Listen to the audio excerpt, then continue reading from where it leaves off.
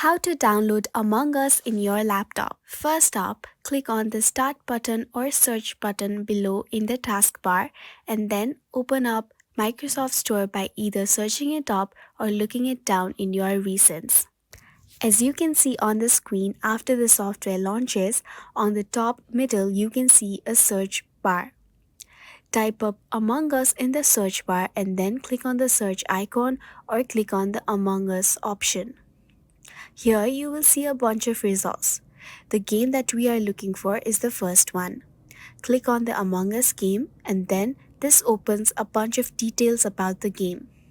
As you can see on the screen, you can scroll down to see the bunch of details of the gaming app, but then to download it you will have to scroll to the top.